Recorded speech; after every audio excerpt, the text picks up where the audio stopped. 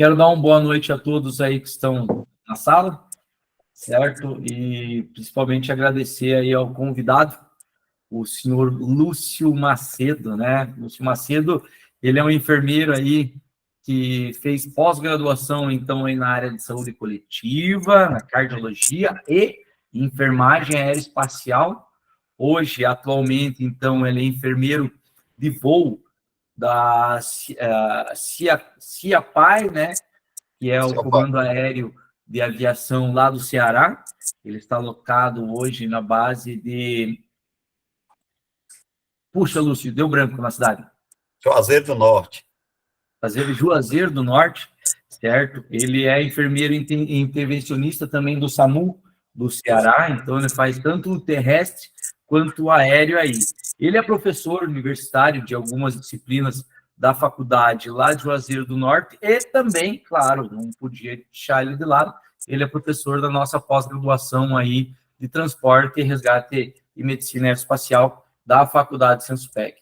E, claro, ele é o cara que está fazendo mestrado agora em ensino em saúde e me apresentou a tal da cajuína. Pessoal, se vocês tiverem a oportunidade, cara, a cajuína é um refrigerante que é só lá do Ceará, pense num trem bom. E, claro, não podia deixar de também esquecer, ele é o cara que faz a edição lá do Instagram, chamado Aeromédico Brasil. Ah, claro, bom, não podia deixar de estar fazendo a propaganda do meu amigo do site valeu. Aeromédico Brasil. Ele diariamente faz postagem ali, tanto na área da emergência quanto na área da aviação de emergência, muito importante e pertinente para a nossa área. Então, chamei o Lúcio aqui hoje para a gente fazer bem um bate-papo, uma troca de experiência aí, para passar um pouco para vocês sobre o suporte essencial à vida, né? Lúcio, quando a gente fala em suporte essencial à vida, cara, o que a gente tem que começar a imaginar já nesse suporte essencial à vida? A gente fala sobre o suporte essencial, é porque existe um risco de vida, né? E esse risco de vida, se não receber esse suporte, não vai manter a vida. E que seria, então, esse suporte básico de vida? Existe o suporte avançado de vida. Quando a gente fala nesses dois contextos, gente, a gente está falando a respeito da pior condição que a gente pode encontrar para um indivíduo, né, que é uma parada cardiorrespiratória. E aí, nessas duas perspectivas de suporte básico e suporte avançado de vida, a gente vai encontrar a forma de atender essa pessoa, os recursos que vão ser utilizados para atender, né, e alguns desses recursos a gente vai precisar de um médico, né, que seria o caso de uma intubação. Até pouco tempo a cardioversão elétrica também era um ato médico, hoje o enfermeiro pode fazer cardioversão elétrica, né, equipamento manual, a gente avançou nesse sentido, mas a questão de administração de medicamentos continua sendo ordem médica, procedimento avançado. Então, esses recursos para atuar em cima de um paciente com parada cardiorrespiratória vão aumentar muito as chances de sobrevivência dessa pessoa, se ela for atendida em um tempo hábil, né, e esse tempo hábil é extremamente importante para que ele exista, que a gente consiga primeiro reconhecer esse momento, reconhecer o que é uma parada cardiorrespiratória e não confundir com uma hipoglicemia, não confundir com um desmaio, né, ou até mesmo uma convulsão. Então, existem, às vezes, algumas dificuldades nas pessoas, especialmente as pessoas mais leigas, né, nessa questão de reconhecer esse momento. Ah, mas se eu não tenho médico, se eu não tenho um cardioversor, medicamentos, ou um recurso para entubar um paciente desse, eu não posso atender o meu paciente? Claro que pode e deve, e você consegue sim também, né, com uma agilidade e aplicação dos procedimentos corretos, aumentar a chance de sobrevivência desse paciente também com recursos básicos, né? E aí a nossa proposta hoje é exatamente falar sobre isso, sobre o suporte básico de vida. o que é que eu, com a equipe, por exemplo, básica do SAMU, que tem um condutor, um técnico de enfermagem, em alguns estados a gente tem o suporte intermediário, né? Na Paraíba, a gente tem a ambulância do SAMU de suporte básico com enfermeiro, que é uma grande vantagem. Então, nós temos essa perspectiva de atender o paciente com recursos básicos, numa PCR, e ele ter retorno da circulação espontânea, ou seja, a parada cardiorrespiratória ser revertida. Então, isso é uma maravilha, é uma benção. Porém, a gente precisa, como eu falei, reconhecer. O primeiro ponto é reconhecer uma situação dessa e não confundir com outras, né? Reconhecendo, ter proatividade, iniciando os procedimentos imediatamente, para que a gente ganhe em relação à questão de reperfusão dos órgãos, especialmente cérebro, coração, pulmões, órgãos mais nobres ali naquele momento. E, após isso, a gente, num retorno à circulação espontânea, entender que precisa encaminhar esse paciente imediatamente para um hospital para ele receber a continuidade dos cuidados prestados, né? Não em relacionados não só à PCR, mas também o que provavelmente provocou essa PCR, tá? Então, por exemplo, paciente que teve um afogamento, entrou em PCR por afogamento.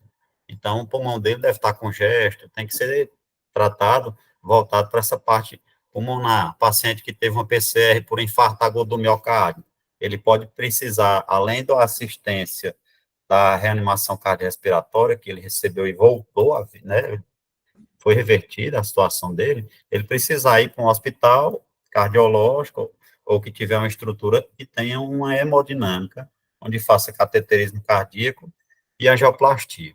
É só para a gente entender que, melhorando o nosso paciente, a gente precisa manter cuidados depois. A gente chama isso de cuidados pós-PCR e conduzir ele, especialmente para uma referência que vá.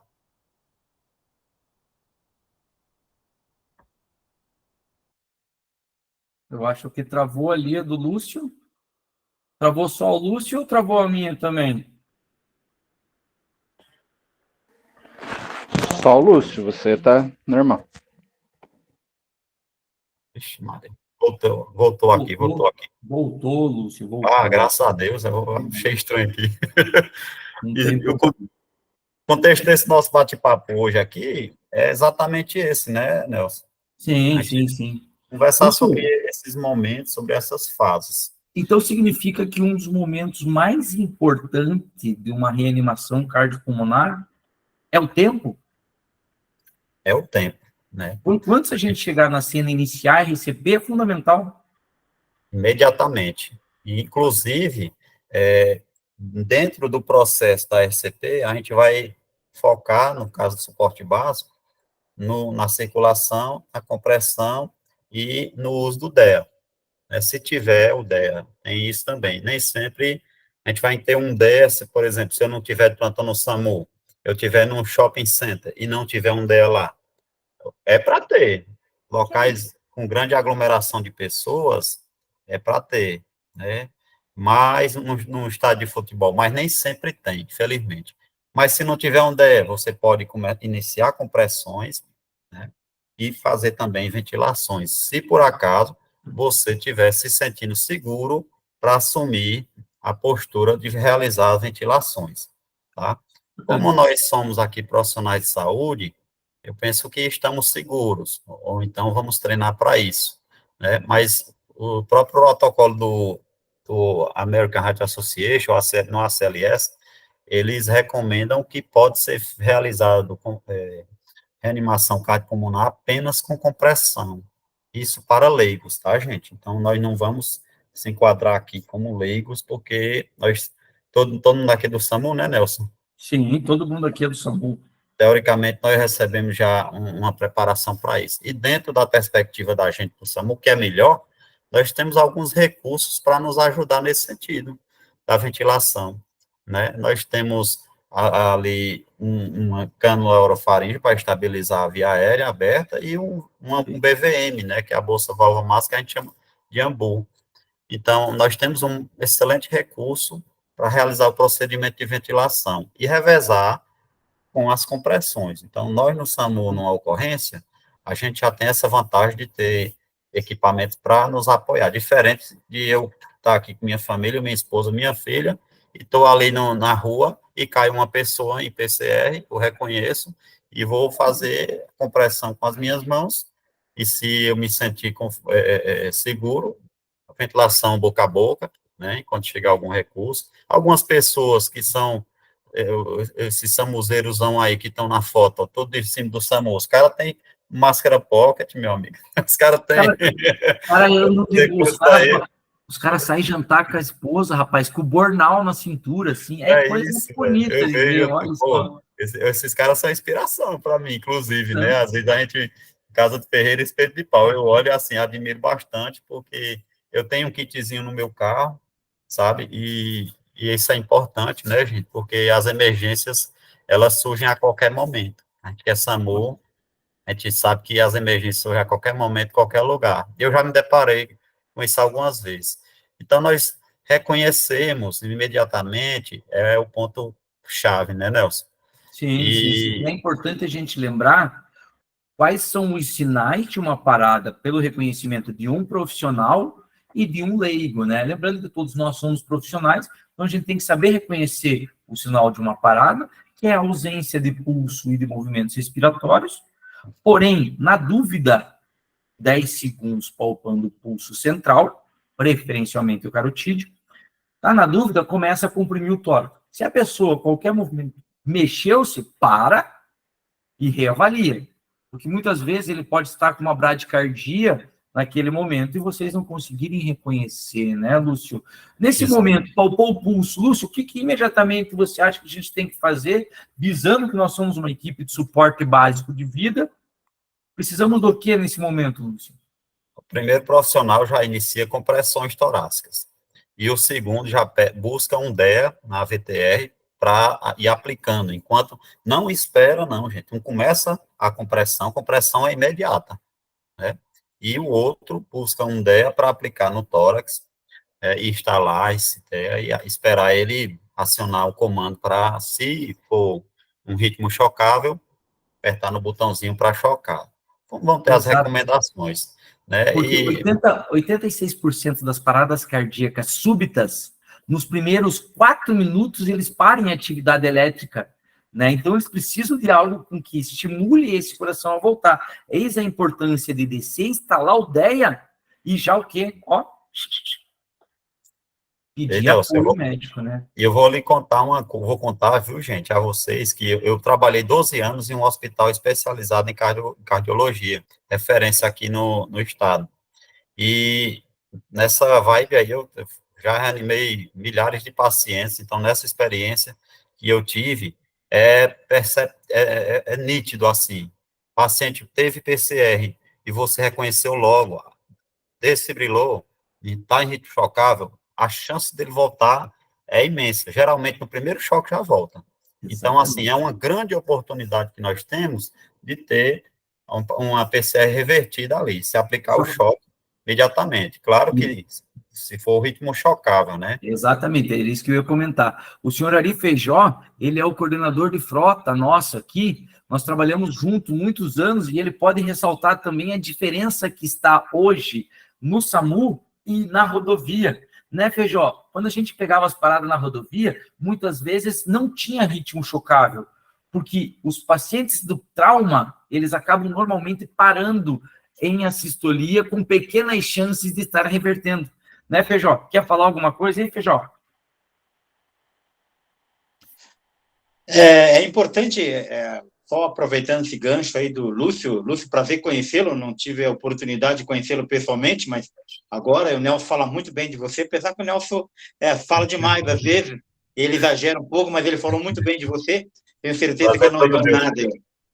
Mas eu agradeço de antemão por você estar dando esse feedback importante para todos nós aí, todos que estamos aqui são pessoas da área do SAMU, mas eu acho que trocar figurinha, trocar conhecimento é uma coisa muito importante.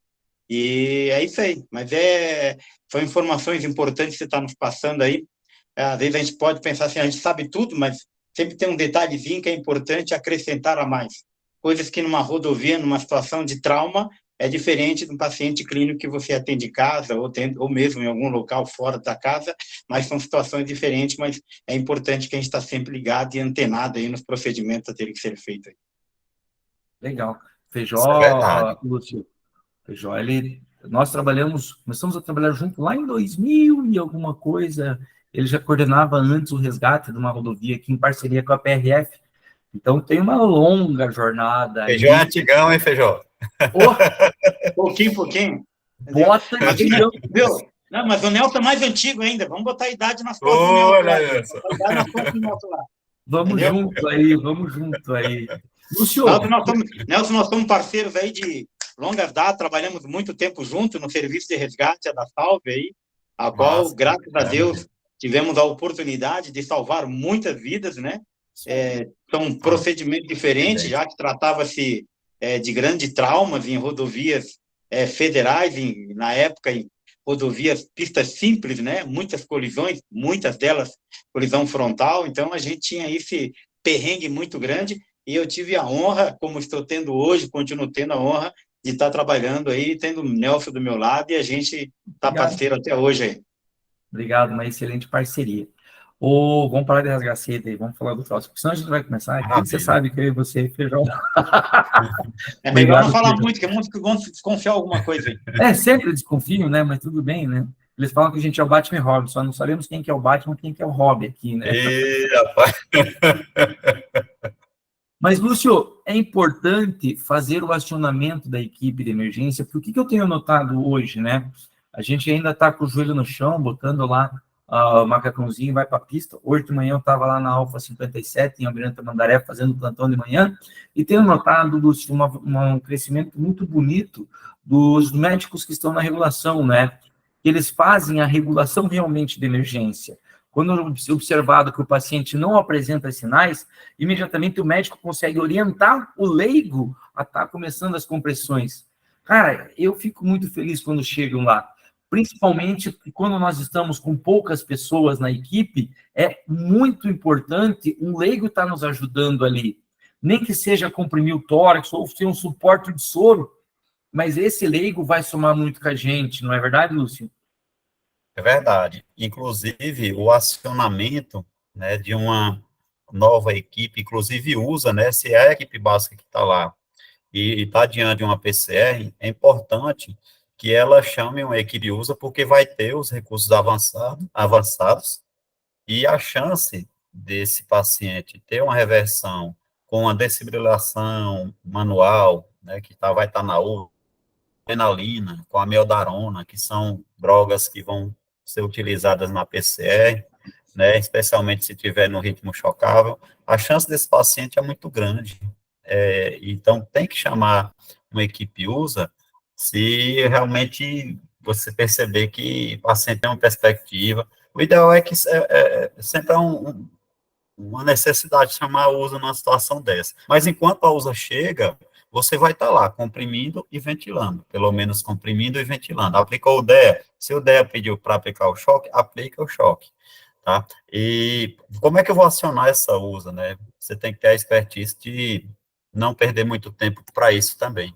Enquanto um colega começou a comprimir o tórax, o outro aplicou o DEA, esse que aplicou o DEA, enquanto faz a frequência lá de 30 compressões para ele, para o do DEA fazer 2 ventilações, já liga, já pega um celular, ou então um rádio, já passa um QTC para o SAMU, a pé de apoio da equipe usa, né, e isso é extremamente importante, né, e caso a regulação, como o Nelson falou, receba um acionamento com um paciente com todas as características de uma PCR, olha só, ele está se mexendo? Tá, não, ele não está se mexendo. Você sabe checar o pulso? Coloca o dedo no pescoço dele para ver se você sente uma onda de pulso. Não, não tem. Não está respirando, não está respirando. Já identificou que está em PCR. Orienta. Faça compressão no tórax, né? Aprofunde. Você já teve algum treinamento sobre isso? Então, essa orientação. Tá meio ruim a internet do Lúcio lá no Ceará. Para salvar essa, ajudar a salvar essa vida, né? Como é, Nelson? Voltou. Está meio oscilando ali, Lúcio, mas está indo bem, está indo. Certo. Então, esse apoio da regulação com orientações para leigos é extremamente importante. Não sei fazer ventilação, sabe comprimir, sabe apertar o tórax? Sei, é possível, como eu falei, realizar compressões, reanimação somente com compressões. Existem vários resultados positivos em pesquisas realizadas lá nos Estados Unidos, então ele mostra que pode ser eficiente, eu estou falando que pode, mas não estou falando que você tendo conhecimento para realizar a ventilação, vai deixar de realizar a ventilação, vai comprimir e ventilar, né? Por quê? Porque cada momento que você está lá comprimindo o tórax desse paciente, à medida que você comprime o tórax, o aperto que você dá aqui nessa região do externo, você divide o externo em duas partes, do meio para baixo, você coloca essa região da mão, a palma da mão, com os dedos, né, cruzando aqui, ó, e os braços retinhos, não pode dobrar assim, tem que ser realmente reto, né, e vai comprimir esse tórax aqui na metade do externo. Você divide o externo, o osso grande, divide no meio, essa região hipotenar, que é essa área da mão aqui, ó, essa área da mão, ela tem que ficar diretamente aqui, e você vai apertando. Ele tem que ter uma profundidade suficiente para que, quando eu aperto a pele, debaixo da pele, nós temos tecido adiposo, tem músculo, tem osso, até chegar ao coração. Então, existe um espaço muito grande da pele até chegar ao coração. Por isso que tem que realizar com a profundidade de, pelo menos, no caso do adulto, 5 centímetros, de 5 a 6 centímetros. É difícil, a gente não vai ter uma régua para medir, né? Mas a gente vai ter o bom senso, saber que aquele tórax está afundando mais ou menos isso aqui numa compressão. Por quê? Porque isso garante que quando eu comprimo o tórax, o meu coração, ele consegue mandar sangue, o sangue que está dentro dele consegue ser ejetado para manter cérebro vivo, o próprio coração vivo, pulmões vivos, mantém os órgãos vivos, porque mantém o sangue ainda circulando. Então, esse procedimento de compressão, ele aumenta a sobrevida do paciente, enquanto o coração desperta, né? Porque se ele está fragilizado mecanicamente ou eletricamente, ele precisa desse estímulo para despertar. Então, a compressão, além de ser um estímulo para despertar o coração, ele também vai manter a perfusão dos órgãos com esse sangue. Então, de forma artificial, não é natural, até ele despertar e voltar a manter essa perfusão de forma natural. Né? Vale a pena ressaltar, Lúcio, que na hora que nós estamos fazendo a compressão torácica, notem que a gente não fala em massagem cardíaca. Quem faz massagem é massagista. Hoje é compressão torácica, certo? Quando a gente fala na compressão torácica ideal, nós estamos fazendo, então, o tal chamado débito cardíaco. O que é o débito cardíaco? É a fração de ejeção ventricular vezes a frequência cardíaca. Então, quanto a gente tem sangue dentro do ventrículo, a gente comprime e manda tudo para fora. A hora que a gente dá o relaxamento, a gente enche esse ventrículo de sangue. Se eu não relaxar adequadamente, fazer uma compressão curta, ele não vai encher de sangue o suficiente. Na hora que eu comprimir, eu vou mandar pouco sangue. Então, comprime e descomprime na mesma intensidade para evitar com que eu mande pouco sangue para o corpo. E eu vou manter um débito cardíaco adequado. Por que é adequado? Porque eu estou fazendo uma frequência de 100 a 120, mandando mais ou menos 70 ml de sangue, que é o que cabe dentro do ventrículo esquerdo de um adulto, na hora que eu estou comprimindo o tórax. Então, muito importante é comprimir e descomprimir o quanto eu comprimir. Não posso ter aquela intensidade de comprimir rápido sem retornar ou quantidade apropriada de sangue. Não é verdade, Lúcio? Perfeito, perfeito. Isso é perceptível, gente. Quando a gente tem um coração que bate de 60 a 100, numa situação normal, ele vai manter ali uma perfusão boa para todos os órgãos. Se eu começo a ter um aumento da frequência cardíaca, e, por exemplo, 160 batimentos por minuto, o que é que acontece? O coração é como se, vamos pensar que o ventrículo é como se fosse uma bola. Essa bola está cheia de sangue, certo? Essa bola, batendo normal, ela consegue expulsar uma boa quantidade de sangue e receber uma mesma boa quantidade de sangue. Se essa bola bate muito rápido, ela fica. Então, ela recebe pouco sangue e manda pouco sangue. Então, por isso que tem que ter uma frequência de compressão adequada para a gente manter uma boa perfusão desses órgãos. E que frequência seria essa, né? Essa frequência de 100 a 120 compressões por minuto. Ai, meu Deus, como é que eu vou contar? Um dia grande ali, sufoco, suando, meio-dia na reanimação. Olha só, gente, nós usamos algumas músicas, inclusive, para facilitar o momento de pensar que a compressão vai ser aplicada nessa velocidade. Não sei se vocês conhecem, sou ruim de inglês, tá? Mas tem uma banda chamada Bee Gees, que eles têm uma música chamada Stay Alive, é mais utilizada. Tem outras músicas também, tem a do Baby Shark, e tem mais outras, mas a do Bee Gees é o que eu gravei aí, e eu uso bastante, memorizando, fica medulando, fica ha, ha, ha, ha, tchigana, tchigana, ha, ha, ha, ha. Então, esse ha, ha, ha da música, acho que todo mundo aqui já ouviu essa música, tem condições de ter ouvido, né? Esse Você ritmo sabe é o uma ritmo. música que eu, uma música que eu gosto de, uma música que eu gosto de usar, Lúcio, que muitos aqui da turma, não, dessa turma até vão conhecer, alguns não, que é o Pulso do Titãs, né? É uma música nacional, bom é o também. meu rock and roll, né? O Pulso do Titãs é legal. O pulso ainda pulsa, né? Essa é uma música que dá um ritmo bem legal. E é claro, é nacional, né? Temos que prestigiar nossas bandas nacionais. Mas a Estrela Live de Diz é uma ideal, Baby Shark também, entre outras, né? Aquela do filme de Star Wars, né? Então, tem vários ritmos que, se a gente seguir mais ou menos aquilo na cabeça, fica melhor. É claro que, pessoal, não vamos botar a música no celular e colocar na cabeça do doente na casa dele e tá reanimando. Mas existem uns macrômetros que a gente coloca ali na hora, ou até uns aplicativos que eles fazem o barulho. Muitos DEAs hoje já fazem esse barulho ideal da compressão torácica. Por isso, não precisa comprimir mais rápido e nem tão devagar. Segue o som do DEA ou pega no aplicativo e pega esse macrômetro da RCP, que se você botar no YouTube você acha, e ele vai dar o ritmo de 100 a 120 batidas por minuto. E assim a gente consegue melhorar a efetividade da compressão torácica, não é verdade?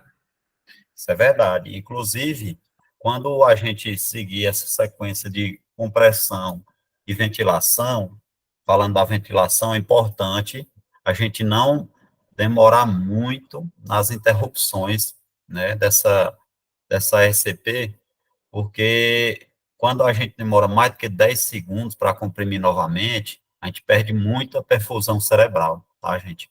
Então, a gente perde muita chance desse paciente voltar da PCR, sabe? Então, 30 compressões, 2 ventilações. Cada ventilação equivale a 1 segundo.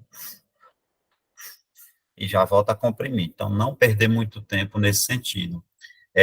Uma experiência que eu posso relatar para vocês, dessas minhas aventuras aí de UTI, de emergência hospitalar, de SAMU, né, inclusive do aeromédico, é que quando a gente tem profissionais que, infelizmente, nós temos ainda profissionais com dificuldades em comprimir, né, em ventilar, e o paciente sofre bastante. Às vezes a gente vai fazer uma remoção de um paciente num hospital de origem, tá, Nelson? Que a gente, quando chega, o paciente já está em PCR. Aí lá vai, a gente vai dar apoio, a gente não está ali só para olhar o pessoal tentando reverter a situação, e se ele voltar, a gente levar. Como são mais pessoas, mais mão ali para ajudar, a gente vai revezar com o pessoal. Até porque comprimir também cansa. né? Você Essas sabe o que compressões. acontece muito na nossa região aqui, Lúcio? Nós atendemos muitas cidades com baixa estrutura de hospital. E muitas vezes o SAMU não é só atendimento primário, né? Quer dizer, não é só atendimento secundário, né? Que seria fazer a transferência. A gente chega no local, muitas vezes, é passar um acesso central, utilizar drogas, fazer sedação, fazer intubação, porque a equipe do SAMU, ela está, sim, muito mais preparada para atender uma emergência do que muitos profissionais que estão nesses hospitais de início de carreira, que a gente chama, né? Então, é muito legal ver a nossa equipe se propondo a estar lá ajudando, pegar um acesso periférico, que muitas vezes a equipe que está lá não tem habilidade, passar um acesso central, entubar esse paciente. Então, a gente não vai só para remover, né? A gente gostaria de chegar lá, esse paciente está estabilizado, mas a gente sabe que a realidade hoje de alguns municípios, não podemos generalizar, de todo o Brasil, não tem uma estrutura adequada como os grandes centros, né? O Juazeiro do Norte, Curitiba, Londrina, Florianópolis, e aí a gente vai como atendimento primário mesmo. Levando em conta, Lúcio, que a compressão acaba sendo tão importante que a cada 1 minuto que esse paciente permaneça sem compressão, ou melhor, sem circulação, 10% de neurônio acaba morrendo. Por isso que a gente fala, tempo é músculo. Quanto antes começar a compressão, melhor a chance de sobrevida, então, desse neurônio. Ele vai começar a perder depois dos 4, 5 minutos que ele tem o tempo ali ainda de perfusão. Mas quanto antes ele comprimir, quanto antes a gente agir, melhor. E ele só vai voltar ao quadro normal se a gente tiver aquela compressão efetiva constante. Por quê? Porque ali a gente está o chamado do tempo de perfusão coronariana. As coronárias só conseguem ser bem perfundidas depois da 3ª, 4ª compressão, que é onde a gente entra no ritmo. Então, não pode haver interrupção. E aí, dá os treinamentos de a gente fazer 2 minutos sequenciais. Todos os profissionais, condutores, socorristas, técnicos de enfermagem, enfermeiro, médicos, têm que estar ali aguentando no mínimo 2 minutos para fazer uma compressão efetiva para poder pegar o músculo cardíaco e deixar muito bem oxigenado e bem perfundido. Por isso que tem que estar preparado fisicamente, hein, pessoal? Exatamente. Né, Exatamente, Nelson. E, inclusive, a gente tem que estar treinando, né? A gente não pode deixar de estar treinando. Quanto mais a gente treina, melhor vai ser a nossa performance. Ah, mas eu já reanimei 1000 pacientes. Cara, a gente nunca pode deixar de treinar. Quando você deixa de treinar, você deixa de reaprender, porque a gente não sabe para sempre. O conteúdo que a gente está trabalhando aqui, se eu for trabalhar em outra área, na administração, que não for na área de enfermagem, daqui a pouco eu nem me lembro mais. E aí, se acontecer uma PCR num colega lá do meu lado, eu enfermeiro, e trabalhei tanto nisso, eu vou, eita, como é? Eu faço o que primeiro? Como é mesmo? Então, assim, é para a vida em casa também, já precisei disso em casa, tá, gente? Com gente da família, sabe? Então, a gente não pode desmerecer nenhum tipo de treinamento, só toda vida que o serviço disponibilizar, participe, aproveite. Mas eu já sei. Mas bota a mão lá de novo. Sempre tem uma coisinha diferente que a gente aprende ali, né, Lúcio? Sempre tem. É impossível você chegar lá e não ter e sair do mesmo jeito. Você nunca vai sair do mesmo jeito que você entrou. Nunca. Então, é importante a gente entender bem a questão das compressões torácicas. E num suporte básico de vida, o importante são as compressões torácicas. A ventilação também você tem que saber fazer o encaixe do ambu, fazer o C, o E no queixo, bem posicionado, sem vedação. A bolsa, a válvula máscara, a bolsa, eu não posso apertar tudo aquilo, tem um espaço que eu tenho que apertar. Olha que legal esse conhecimento que vocês vão adquirir agora. Quando a gente puxa o ar, eu puxo mais ou menos uns 500 ml, certo? Chamado de volume corrente isso. Quando eu estou apertando o ambu, eu tenho que jogar mais ou menos uns 500 ml. Levando em conta que nós temos um espaço morto aqui, a gente perde uns 150 ml. Então, a gente respira dentro do pulmão 350. Visto isso, quantos ml vocês acham que tem dentro de uma bolsa do ambu? A bolsa do ambu tem 1.500 ml. Então, se eu apertar tudo aquilo, eu vou acabar lesionando o alvéolo e também esse ar vai escapar e vai vir para o estômago. O que vai acontecer se esse ar ir para o estômago, Lúcio? Distensão gástrica, né? E essa distensão gástrica vai dificultar o diafragma fazer a respiração adequada.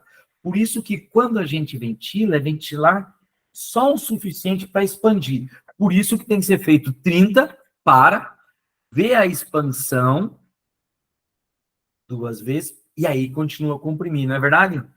Verdade. Inclusive, isso é tão importante, gente, que Nelson falou, que esse aumento, essa distensão gástrica e também a hiperinsuflação pulmonar, ela aumenta a pressão intratorácica. Então, no nosso tórax, nós temos o coração aqui no centro, os pulmões aqui abraçando o coração e todo o restante estrutura tem osso, tem músculo, tem tudo, tem vasos passando, e esses vasos que estão voltando aqui da parte do abdômen, das pernas do abdômen, que estão trazendo o sangue de volta para o coração, aqui logo na veia cava inferior, é uma quantidade de volume de sangue grande.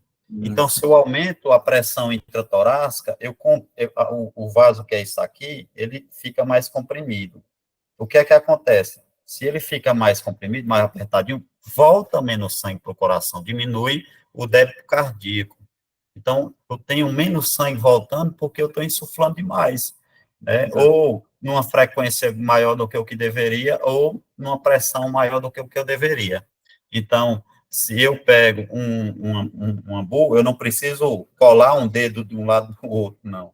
Eu, no aperto desse ambu, eu vou até mais ou menos metade, um pouquinho mais da metade, certo? E vou ventilar em 1 segundo. 1 segundo é suficiente para oxigenar bem esse nosso paciente, tá? E aí a gente já consegue não aumentar essa pressão intratorácica, consegue manter uma boa oxigenação e consegue também, minha filha aqui, gente, desculpa. Filha. Eu acho que aqui está fazendo 2 anos hoje. Com 2, Thiago, pelo amor de Deus, já faz tudo isso, já é. Olha aqui ela, 2 anos. Oi, Letinha, tudo bem? Fala com o tio Nelson. Oi, tio Nelson, tudo bom? Cara, ela tá enorme, meu, ela tá enorme, parabéns. Obrigado, Nelson. Desculpa, Lúcio, tá, gente? Ela gosta de câmera. Esse bate-papo tem que ser assim, cara. Lúcio, vale a pena a gente ressaltar novamente a questão da compressão torácica. Por que eu quero ressaltar isso?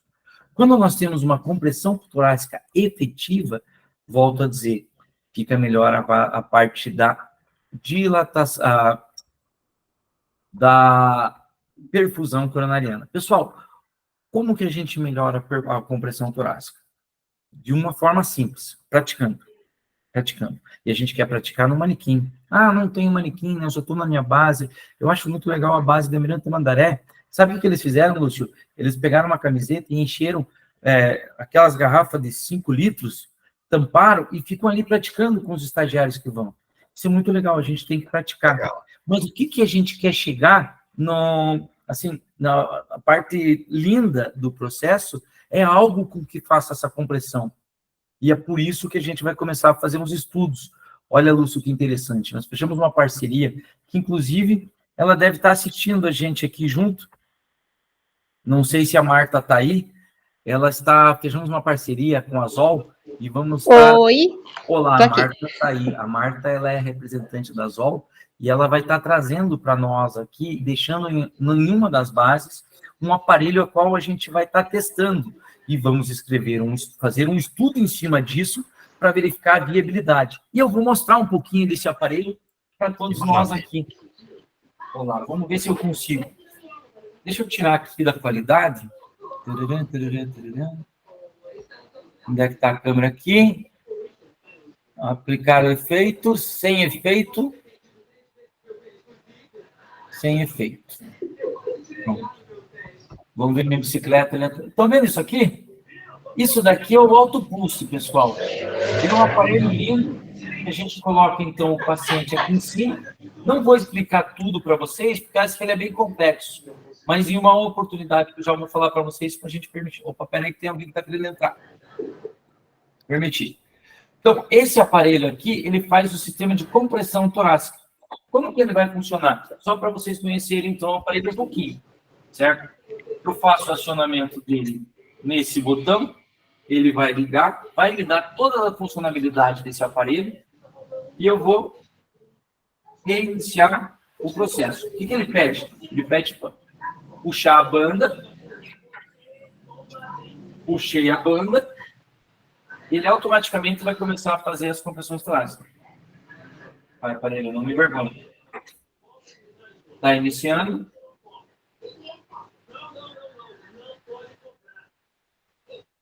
Reiniciar, opa. Coloco a banda bem na linha amarela, onde vai ficar na linha do tórax desse paciente. E agora sim, puxa a banda, coloco em cima do tórax.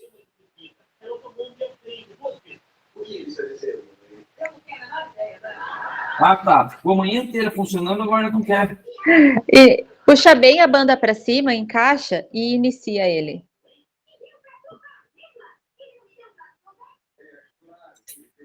Está reiniciado. E... alinha o paciente para continuar. Puxa a banda. Isso.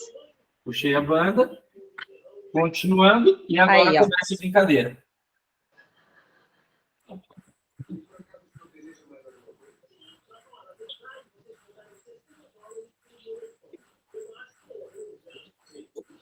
Nelson, esse equipamento ele vem sido considerado como o terceiro ou quarto integrante da ambulância, justamente pela efetividade da massagem que ele faz.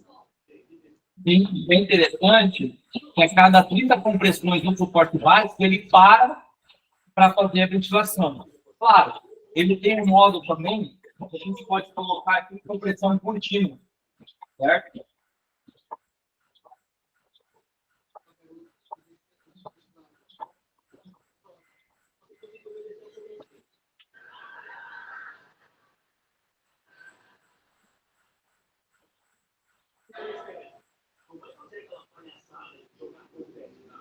E é isso.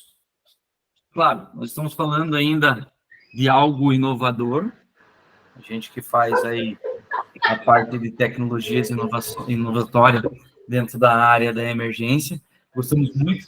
Então, quando a Marta trouxe esse dispositivo para nós, Lúcio, primeira coisa, cara, eu falei, quero provar, vamos testar isso daqui. Porque, queira ou não queira, é a parte fundamental da emergência, né? A reversão de uma parada cardíaca com um dispositivo de compressão torácica facilita muito no processo, porque o profissional vai cansar, né? E o aparelho ali, ele tem durabilidade, a bateria dele de 30 a 45 minutos, ele já vem com 2 baterias, então caso comece a apertar, você puxa uma, coloca a outra, consegue afastar as bandas ali para fazer a avaliação do choque, se necessário, tá aplicando o choque. Rapaz, é o hora ouro para nós ali, esse dispositivo. Essa semana próxima agora, Marta e a nossa equipe, Ari Feijó, aí, estaremos na base de Araucária para estar deixando esse aparelho lá. Então, nós vamos fazer um treinamento na quarta e na quinta-feira, das 6h30 da manhã até as 7h30 da manhã, pegando os 2 plantões, para colocar todo mundo na prática mesmo, como utilizar esse dispositivo, e a gente já vai deixar eles lá mais ou menos aí 30 dias na base, para pegar esses dados, coletar todos esses dados, fazer uma pesquisa interessante, para depois publicar e já apresentar a justificativa já para os municípios da qual a gente é responsável, né? Mostrando a efetividade desse equipamento. Pense só, Lúcio, todas as ambulâncias nossas terem aí um aparelho aí para funcionar, para auxiliar na compressão torácica, não é, Marta? Sim. Esse equipamento ele já é bastante utilizado em Porto Alegre, no SAMU do Rio Grande do Sul, Brasília, São Paulo, Rio de Janeiro, porque esse equipamento ele tem uma diferença sobre o equipamento de pistão. Então, o equipamento de pistão, ele faz uma compressão external. O autopulse, ele faz uma compressão no sentido da biomecânica, isso, no sentido da biomecânica do tórax. Então, ele faz com que a pressão seja aplicada no coração em todas as áreas do coração. Então, não só na parte anterior, mas na parte posterior também ali, melhorando a questão da perfusão. Então, ele otimiza muito mais essa perfusão em função da força distribuída em todos os lados do coração. Isso é muito importante, né, Lúcio? Mas vamos esperar aí que um dia todas as unidades tenham esse aparelho, né, para facilitar. Porque quanto mais é difundido esse equipamento, melhor o acesso e automaticamente o custo menor aí para nossas unidades, não é verdade? Obrigado, Marta, pelo teu auxílio e por estar fechando essa parceria com a gente aí. Imagina, que isso. Proativo. Marta, você Imagina. tem que mandar para o Ceará também, Marta. A Eu pesquisa vou, aqui também. eu vou fazer o seguinte, eu vou conversar com o pessoal amanhã e vou pegar seu contato com o Nelson e vou pedir para alguém fazer contato com você lá. Aí, ó, padrão, Maravilha. hein? É Lúcio, mas interessante. vamos lá, vamos dar continuidade então, Lúcio. Nelson, a respeito do autopulse, realmente é um equipamento que tem uma grande vantagem em relação ao pistão. Existem pesquisas, inclusive, falando sobre isso, favorecendo A compressão total do tórax. Tá ruim a internet dele a lá, mas... mais ali na reanimação. Ele vai servir quando a equipe estiver reduzida, ele vai servir quando o transporte estiver em movimento, por exemplo, na ambulância, no helicóptero. Mais seguro, né? Exatamente.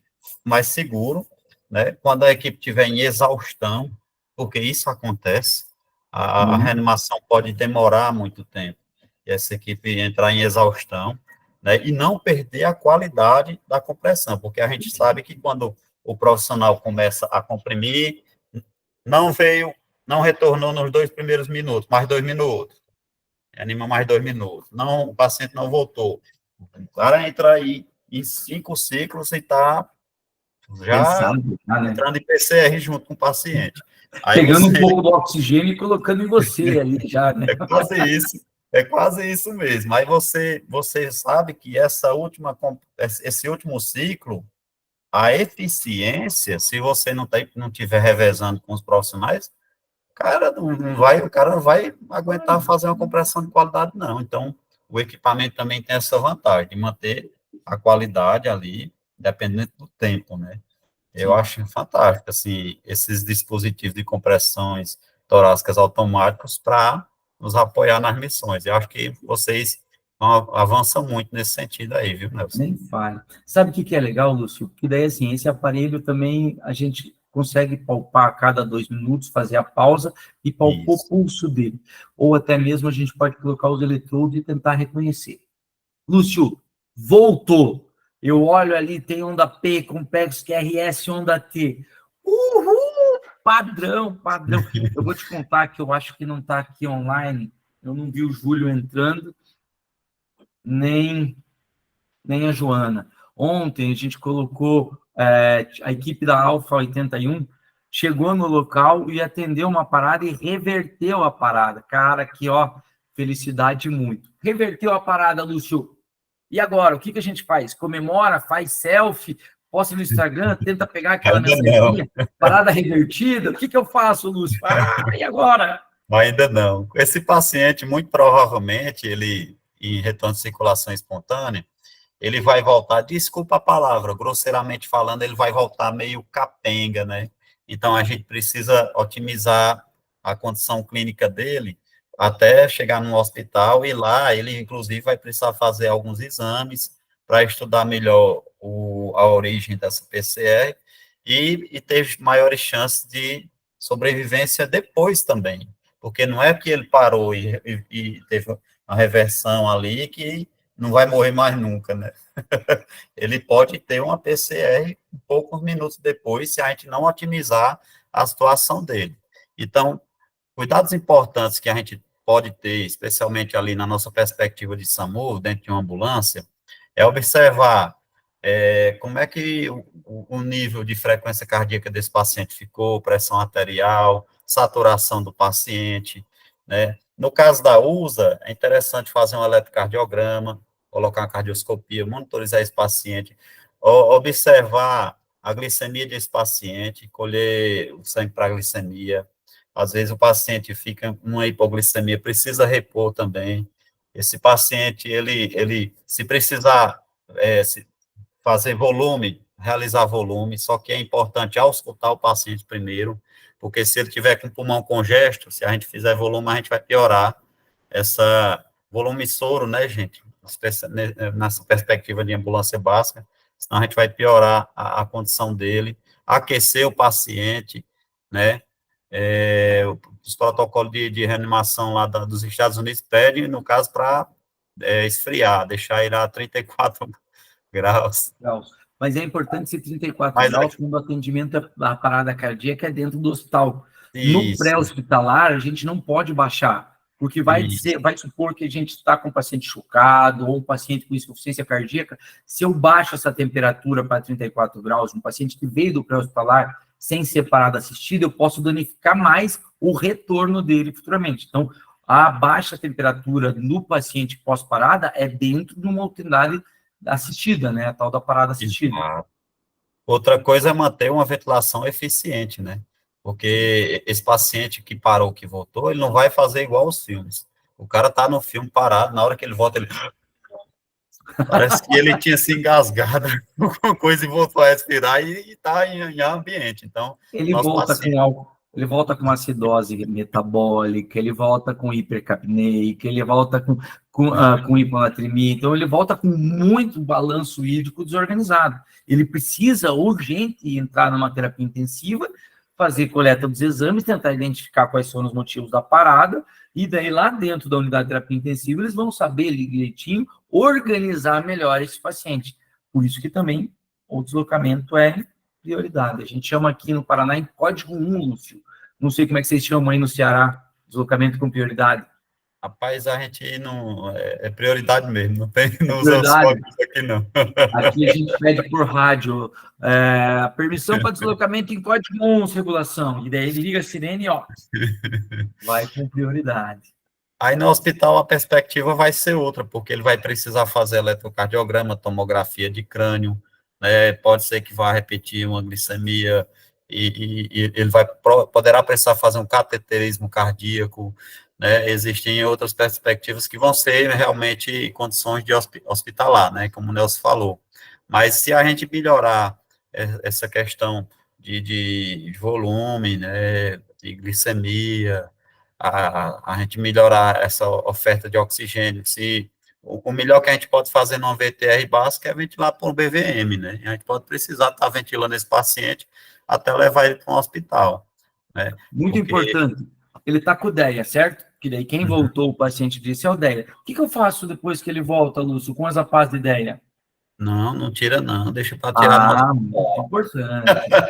Vai que ele para de novo, já está com DEA aplicado. Exatamente. Por isso que não pode tirar a pá do DEA até que você seja colocado dentro de uma unidade de terapia intensiva ou uma unidade de suporte avançado, aonde eles vão estar revertendo pela monitorização contínua. Ok? Não dá para tirar essa pá de DEA, pelo amor de Deus, pessoal. Exatamente. A gente esqueceu alguma coisa que a gente pode fazer na básica aí, Nelson? Será se... Eu acho interessante, Lúcio, a gente dar uma brifada, quer dizer, fazer o debriefing, né? Beleza, o paciente voltou ou o paciente não voltou. O que é legal a gente fazer depois que o médico ou falou, ó, infelizmente não tem mais condições, ou a gente conseguiu remover esse paciente com qualidade, com circulação espontânea, né? Para dentro de uma terapia intensiva. O que é legal a gente fazer depois com a equipe, Lúcio? É extremamente importante, inclusive isso é recomendado nos protocolos atuais, esse debriefing, independente de o paciente voltar ou não, para que a gente discuta o que pode ser melhorado, especialmente se ele não voltou, o que pode ter faltado ali naquela reanimação. A gente pode discutir sobre a comunicação entre os profissionais durante o processo no caso de uma uso, a administração de medicamento, falar alto, tudo que for falado, ser em alto e bom som, para que os profissionais que estejam ali mantenha uma comunicação eficiente, a gente chama isso comunicação em alça fechada, para que ela seja clara, objetiva, não conversar coisa que não tem nada a ver naquele momento, se concentrar no procedimento, né, perceber, fazer uma autorreflexão se a sua compressão está boa, se a máscara ficou bem encaixada, se não houve escape de oxigênio ali, se realmente você fez a técnica ser bem realizada, se o tempo da abordagem foi legal. Tudo isso eu acho que é extremamente importante, a comunicação com os leigos que estiveram ali, com a regulação, na perspectiva de tentar encaminhar esse paciente para um lugar mais eficiente, mais voltado para o que possivelmente deva ter causado essa PCR, porque a gente sabe que se for infarto, se a gente fala, se tinha alguém com paciente, olha, ele estava com dor no peito e desmaiou. Então, quando você fala isso para uma regulação médica, se ele voltar, a perspectiva é que ele vá para um hospital especializado em cardiologia para fazer um cateterismo, porque lá na sala de hemodinâmica, ele pode fazer uma angioplastia e ficar, entre aspas, curado. Aí, se você leva um paciente desse para um hospital de outra especialidade, aí ele vai demorar mais lá, ele pode ter outra parada lá e demorar mais e não ter tido a chance de ter entrado numa hemodinâmica para fazer uma angioplastia. Então, essa questão da história também é importantíssima. Se você tem, reanimou, o paciente voltou, tem um familiar, tem alguém que percebeu, você instigar o que foi que aconteceu antes, é extremamente importante, né? Então, a equipe, ela tem que trabalhar em conjunto, ser realmente uma turma que procure ter harmonia, né? Dentro dessa perspectiva do debriefing, a questão de procurarem treinar juntos, né? Extremamente importante, porque isso vai fazer com que vocês, a cada ocorrência desse tipo, já estejam mais coordenados entre os dois, ou melhor, até né? os três. Então, às vezes a gente vê, por exemplo, eu sou do NEP aqui também do SAMU, eu sou instrutor do NEP.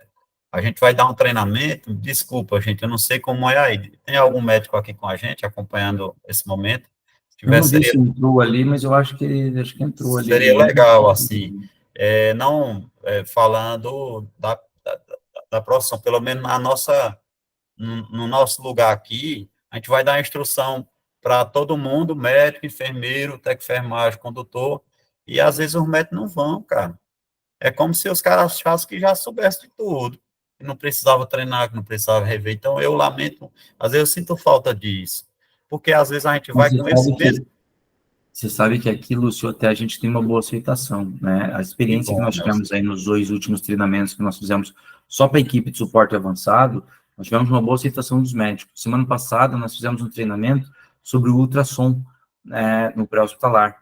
Foi um treinamento online e presencial, nós tivemos médicos lá também no nosso auditório, fazendo prática. Foi uma aceitação boa, foi aproximadamente 60 pessoas também. Aqui a gente tem uma aceitação legal. Como foi suporte básico, nós não tivemos tantas aceitações assim, mas, claro, sempre é importante estar trazendo eles juntos, né, porque é uma equipe só. Todo mundo vai para a missão junto, né, gente? É. Então, assim, a gente pode perder um pouquinho nessa questão de coordenação se a gente não ficar treinando junto, deixar só para a hora da ocorrência, né? Então, além disso, é importante ver a perspectiva do ambiente. O ambiente também, ele influencia muito nesse sentido, né? Esse paciente, ele foi um paciente resgatado, ele foi um paciente que estava dentro de um hospital, nessa abordagem. Então, o debriefing, ele vai avaliar tudo. E sempre, por que essa avaliação? É sempre na perspectiva de algo que possa ser melhorado, né? E mesmo que seja tudo feito da melhor forma possível entre vocês, entre a equipe, né, eu ainda vou numa máxima que diz, nada daquilo que seja bom que não possa ser melhorado. Exato. O bom, ele sempre pode ser melhorado, e o melhor pode ser melhorado mais ainda. Então, a gente tem que ter, assim, essa autocobrança nossa, meu individual, e se a gente puder contaminar a equipe nesse sentido, isso é importante também. Então, o debriefing leva a considerar isso também. Eu vou dar um exemplo aqui, posso dar um exemplo, Nelson? Claro, à vontade. Eu trabalho aqui no Serviço Aeromédico. A gente vai para uma missão e vai fazer um pouso numa área restrita. Aquele helicóptero vai pousar num lugarzinho que praticamente só cabe ele. E se aproximar pessoas pela parte da cauda, animais, qualquer eventualidade ali perto do rotor de cauda, esse rotor de cauda pode partir a cabeça da pessoa, animal, cair a aeronave, derrubar todo mundo ali e a gente morrer. Então, numa ocorrência como essa, a gente precisa ter uma boa comunicação visual, também precisa estar atento, percepção dos riscos, e a qualquer momento ali, um enfermeiro, um médico que ficam nas portas, no pouso da aeronave, das portas abertas, avisar o piloto. Aí, por exemplo, se numa perspectiva dessa, eu for pousar e se aproximar uma pessoa pela cauda, não avisei, por mais que não tenha sofrido um acidente, ela mesma, a pessoa percebeu e saiu de perto da cauda da aeronave, ali chama a atenção porque não era para ter pousado. E por que foi que não pousou? Talvez o médico, o enfermeiro, ou até um operador aerotático não avisou o comandante. Então, o comandante, percebendo essa situação, vai dizer, olha, pessoal, terminar a ocorrência, a gente vai fazer um debrief. Sim. Aí terminou a ocorrência, deu tudo certo. Então, olha, pessoal, não aconteceu um acidente ali, mas foi por pouco. Poderia ter acontecido. Então, a gente vai ter que ter mais cuidado nisso. A gente vai observar antes de pousar, avisar para a gente não chegar a pousar. A gente pode ter uma comunicação com a pessoa para ela se afastar. Então, tudo pensando em possibilidades para melhorar aquele pouso. Então, esse é o debrief que a gente pode fazer também no SAMU.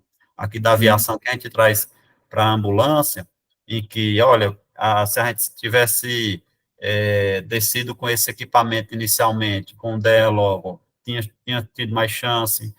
Desceu todo mundo, começou a comprimir, ventilar, o DEA ficou na ambulância, voltou para pegar o DEA. Então, tempo que perde. são essas coisas que a gente vai procurando melhorar cada vez mais. Então, o debrief é no sentido de melhorar. E a gente tem que, nesse debriefing, ter a maturidade de escutar, sabe? A maturidade de escutar, e às vezes a gente erra também, ninguém é perfeito, nós somos humanos, claro que a gente tem que buscar minimizar o máximo possível os erros, mas pode ser que a gente cometa alguma falha, e quando alguém chegar no debrief e falar, olha, Nelson, naquele momento você poderia ter feito mais assim, tudo, o debrief, a gente tem que ter maturidade, escutar, entender, Sim. não, realmente eu vou procurar melhorar no próximo momento. Porque, na verdade, não é crítica, né? É algo para melhoria o debriefing, né? Olha, tua compressão torácica não foi tão efetiva, vamos praticar um pouco mais. Nunca entendam isso como algo negativo, entenda como algo positivo para a gente melhorar e crescer mais. Por isso que sempre a gente conversa com o Feijó ali, né? Que, o que acontece? Muitas vezes a pessoa recebe a informação de uma forma errada. Mas por que ela recebe de uma forma errada? Porque a pessoa que passa a informação passa de uma forma inadequada. Que nem eu chegar para o Lúcio e falar, Lúcio, a tua compressão foi um pouco suave, tinha que comprimir um pouco mais. Isso é uma forma de a gente estar explicando num debriefing. Agora, se eu chegar para o Lúcio, comprima mais forte na próxima parada. Então, a maneira com que você fala para a pessoa, isso pode já ocasionar aquele bloqueio. Então, fale mais calmo, fale mais relaxado, porque vocês já atenderam a emergência. Agora não é uma emergência, agora é a parte mais tranquila que todo mundo tem que entrar num estágio zen e regular suas energias para poder entrar encaixado, não adquirir mais conhecimento, sendo bem honesto ali e aceitar aquele ponto que não é negativo, ponto de melhoria. Exatamente. Nada mais, Nelson. Eu acho que seria isso, Lúcio. Eu gosto muito de quando a gente fala na aviação, principalmente, né, a questão da comunicação em alça fechada, né? É muito legal porque, assim, o Lúcio pede, eu falo, eu repito e ele repete. Então, isso é muito legal. Não é bem assim, uma adrenalina, não. Pessoal, uma adrenalina, fala alto para todo mundo ouvir que você está fazendo aquela adrenalina.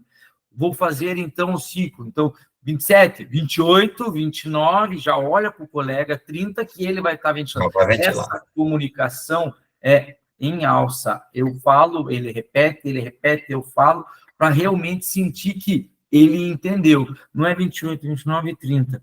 Daí você olha para o colega e fala, não vai ventilar? Ele, oi, não entendi. Então, essa comunicação em alça fechada é muito importante para nós, na emergência. Pessoal, alguém quer fazer alguma pergunta? Alguém quer colocar alguma questão? Pode levantar a mão, pode abrir aí, a gente tem mais 8 horas, quer dizer, 8 horas não, mais 8 minutos aí para a gente estar conversando. Levante a mão, Lúcio. Quando é que você vai me levar para conhecer toda essa turma aí pessoalmente, Nelson? Rapaz, vamos ajudar aí, porque agora é o seguinte, agora a gente está indo lá para Goiânia, então, para participar lá do Conair, ó. Alô! Tá lá, tá lá. Vamos lá para o Conair. E acho que vamos tentar trazer aí até o final do ano você aí para estar junto com a gente aí. Vamos fazer alguma coisa prática aqui na base. Diga lá, Feijó. Lúcio, eu vou ter que dar uma saidinha, mas já está encerrando aí. Primeiramente, foi um prazer imenso conhecê-lo. Agradecer você por essa aula, que é muito importante. E dizer a você que aí, nesse momento, nós temos uma parte da nossa equipe. A nossa equipe é uma equipe muito top, faz um trabalho espetacular no nosso SAMU. A gente tem um orgulho imenso de todos, né? Apenas que nem todos possam estar nessa aula agora, mas pode ter certeza que esses que estão agora presencial e os que estão fora trabalhando ou estão ocupados com outras situações, é uma equipe muito bem informada, muito bem treinada, é uma equipe que faz a coisa acontecer. A gente tem vários feedbacks de vários lugares, dando os parabéns para o atendimento da nossa equipe do SAMU. Hoje mesmo, tivemos uma reunião com o Comesp e a gente saiu de lá deslumbrado com tanta informação positiva do nosso contrato, da CESA, né? Principalmente pelo excelente atendimento que essa equipe que está presente agora teve aí positiva. Então, eu agradeço a equipe por ter disponibilizado esse tempo e estar aproveitando esse monstro de conhecimento que a gente está tendo aqui. Agradecer você, Lúcio, por esse momento disponibilizado aí, agradecer o Nelson por essa iniciativa aí de ter passado para todos nós esse grande conhecimento. É uma troca de informação, é um acréscimo para que todos nós possamos ter na nossa vida profissional. Como já foi falado, o serviço de SAMU, de pré-hospitalar, é um trabalho fantástico, é um reconhecimento que não se fala em dinheiro, mas se fala em gratificação, em gratidão por Deus. E a gente fica muito tranquilo, tanto eu quanto o Nelson, aqui, porque a gente tem certeza que a equipe de ponta, que são nossos condutores, técnicos, enfermeiros e médicos, fazem um trabalho maravilhoso, fantástico. Eu tenho certeza, assim como da sua região também. Então, seja muito bem-vindo, seja aqui aplaudido de pé a sua aula, essa informação, e estamos aí à disposição, quando tiver a oportunidade de vir para Curitiba, a gente fica aí com as portas abertas para receber. Tá bom? Grande abraço, Deus te abençoe ricamente. Equipe, parabéns aí a todos vocês, como sempre, vocês estão sempre presentes nas nossas aulas, vocês são top demais, parabéns mesmo. Nelson, irmão, grande abraço, nos falamos depois. Lúcio, prazer imenso, felicidades, equipe, grande abraço a todos vocês aí. Um abraço, até mais. Pessoal, eu quero, sabe agora fazer o quê? Eu quero todo mundo com a câmera aberta, vamos fazer uma foto, todo mundo aí, certo? Aquele print da tela que eu vou fazer para mandar para vocês. Eu tenho aqui na minha tela aparecendo, sei lá, acho que tem uns 40 aqui. Isso, soltem o cabelo, ajeitem a maquiagem, os guri aí ajeitam a barba, né? Então, vamos fazer algo bonitinho. Eu vou dar uma arrumada no meu cabelo, que é necessário. Eu vou deixar meu cabelo de lado, viu? Vou deixar meu cabelo de lado. Por favor, Lúcio, seu cabelo tá desajeitado aí também, Estava caindo nos olhos aqui, ó. Tá caindo no olho aí, aumenta mais, melhora esse teu cabelo aí, tá? E, claro, pessoal, eu acho que o que o Ari falou ali tá tudo bem explicadinho. Costumo dizer e falo sempre para vocês, nós não temos uma equipe, nós temos um time que tem sempre o mesmo objetivo, salvar vidas. E cada vez mais, Feijó, Cadenas e eu, estamos muito felizes de ter todos vocês na nossa equipe, certo? A gente tem uma troca constante de conhecimento com vocês, a gente aprende muito com vocês e a gente tem um carinho muito grande por cada um de vocês. Então, quando vocês precisarem da gente, vocês sabem, estamos 24 horas por dia, 7 dias por semana, 366, esse ano tem 66 dias no ano, à disposição de vocês aí para estar recebendo qualquer chamado. E, Lúcio, cara, você sabe que você mora aqui, tá? Nós aí estamos juntos já fazem 6, 7 anos aí nessa parceria, tá? Vou falar para vocês que não estavam no começo, sigam lá, então, Aeromédico Brasil, o Lúcio, ele é responsável pela página, muito legal, ele faz umas postagens interessantes, tanto de aeromédico, quanto também da parte de emergência lá, viaja o Brasil inteiro, um excelente instrutor, e é referência mundial, na verdade, né? Ele já está indo para fora do país fazer palestra e apresentar um pouco o serviço do nosso estado, nosso país, beleza?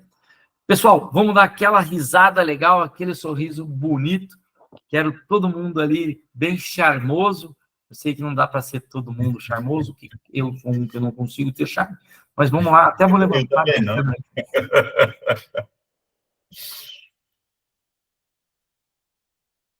Eita, porra.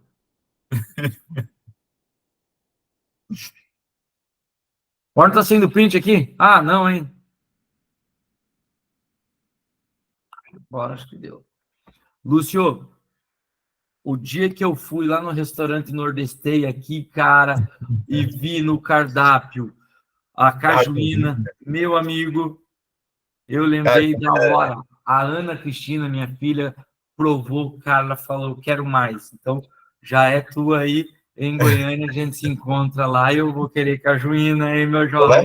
Vou levar. Gente, não é exagero, não. Não é exagero, não, é sério mesmo. Esse refrigerante, ele vende aqui na minha cidade, é produzido aqui, é só aqui mesmo, no Brasil todinho, ele só é produzido aqui. É maravilhoso, uma delícia. Mandei para o Derru lá no Rio de Janeiro também, ele encontrou um lugar lá que vendia, eu fiquei impressionado, porque é muito bom. Eu queria, Nelson, aproveitar também e agradecer a todo mundo que está aqui com a gente, né, e nos prestigiou nesse momento. Eu acho que é uma oportunidade da gente se conhecer. Espero muito que um dia eu possa conhecer vocês pessoalmente. Eu adoro a cidade de vocês, fui aí no ano retrasado, que lugar lindo, que lugar organizado. Eu fiquei doido para morar em Curitiba. Bem, você está de portas abertas aqui, cara. Nossa equipe vai te receber bem aqui, tenho certeza disso. Lugar de gente bonita, de gente boa, gente educada, organizada. Eu fiquei encantado e fico muito feliz também ouvindo essa organização que vocês têm no SAMU, essa competência, essa vontade de fazer, salvar vidas, né? Eu estive recentemente em Brasília, numa comissão do Ministério da Saúde, a gente trabalhando sobre os protocolos do SAMU, que vão ser atualizados. A gente estava nessa missão lá, e eu fico muito feliz quando eu vejo as pessoas vestindo esse manto azul marinho e fazendo honrar ele a cada ocorrência, sabe? Porque ali é uma pessoa que, se não tivesse o SAMU, como seria? Para você tentar entender qual a importância do SAMU hoje, é só lembrar como era antes. Quantas pessoas morriam, né? Quantas pessoas morriam dentro da nossa casa, morriam ali no final de semana no churrasco, não tinha como atender num trânsito, numa rodovia.